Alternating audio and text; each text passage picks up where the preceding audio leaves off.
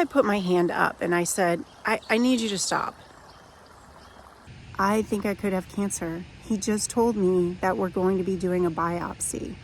Hi, I'm Brooke. Welcome back to my channel. Let's walk and talk. Today I'm going to continue the story of how I got diagnosed with anal cancer. I went to see a specialist in June of 2024.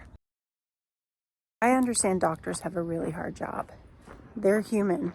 We can all learn from people's experiences about how to treat patients better, how to ascertain whether or not you have a good doctor, learning when you need to step in and take control of a conversation or of your healthcare in general.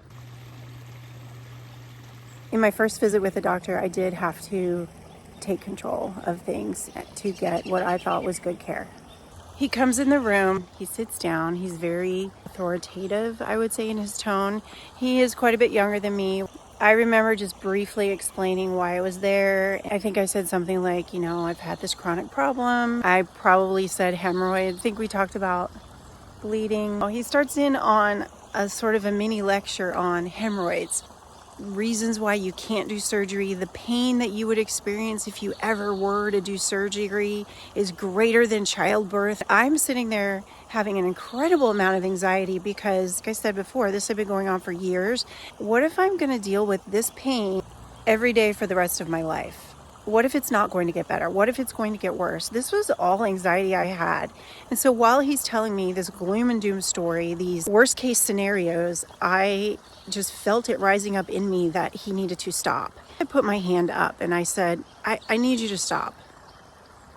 What I needed him to stop doing was giving me a worst case scenario without even examining me.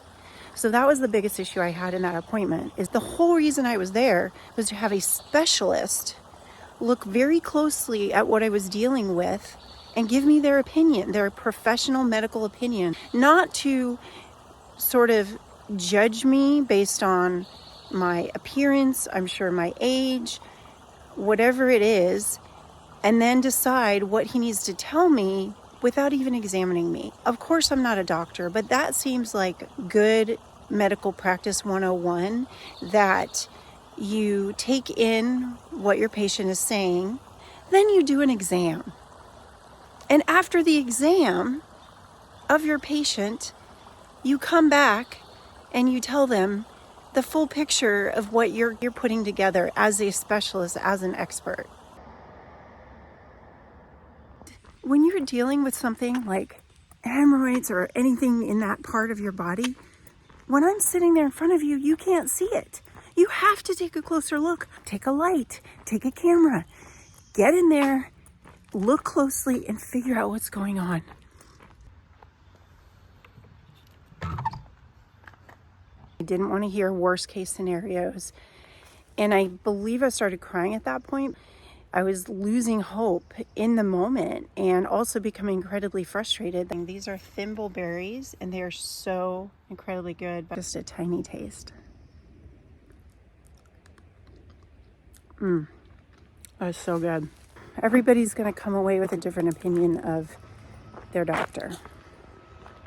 To his credit, he did stop and move on to examining me. The exam itself was extremely short. They're very careful about doing anything that's going to cause pain. They're very sensitive tissues.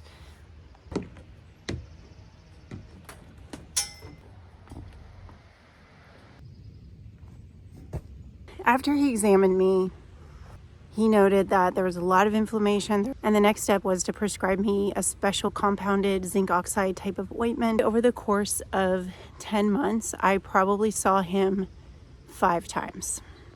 The second visit with him, things were better in that area. It was a very cursory exam, and he sent me on my way to continue with the ointment. So I had one area outside of my anus that was not really healing fully. And eventually he told me that I had a skin tag kind of growing and covering that area. He said this is pretty common, that the body will sort of try to protect an area, and then what ends up happening is the skin tag inhibit the healing of a certain area. So on my 4th visit, guess what he suggested we do? Hold on, I'm going to jump on this fun ride. He suggested we do surgery to remove the skin tag, clean up the area, and then it will promote healing. I scheduled the surgery the week before my spring break as a teacher. I did put my health first. If I didn't schedule it for the week before spring break, I would not have done the surgery until the summer, and that would have been really bad. A week before the surgery, I started having some anxiety, given that he had fully explained to me before about how delicate the tissues are, and we don't want to go in there and just cut willy-nilly. That would cause me more pain than I've ever experienced in my life.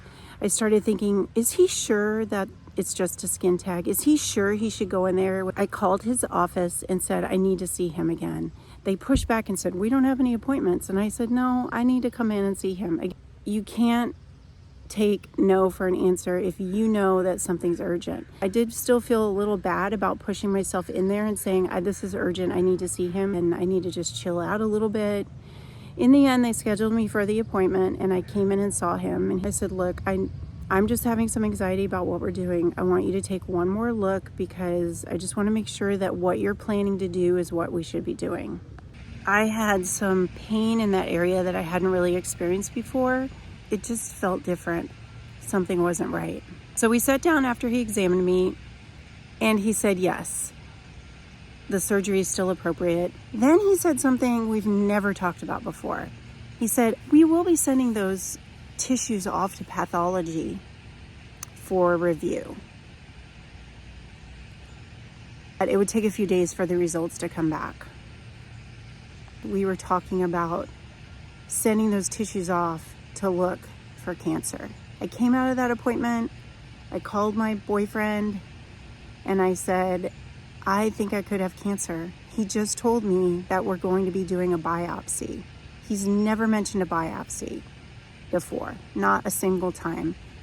Not when he told me I should do surgery, not when I scheduled the surgery, not in any of my appointments did he say, let's do a biopsy, not a single time. Until I asked for that appointment to come in, I felt like something wasn't right, and he took a closer look, and then he said, let's do a biopsy. That area that we biopsied had not really changed since the first day I'd come in. We could have biopsied me sooner. So at this point, we were about 9 months into seeing him. Now, with that said, the way that things played out with the surgery and what he did in the surgery, I actually got very lucky that he didn't just do a biopsy on its own earlier and then that was it. I'm going to end the video at the point where I'm heading into the surgery. My next video will talk about what happened in the surgery, how I got my diagnosis, getting referred to the cancer clinic. I hope you're able to do a little bit of movement today. Take care of yourselves. Bye.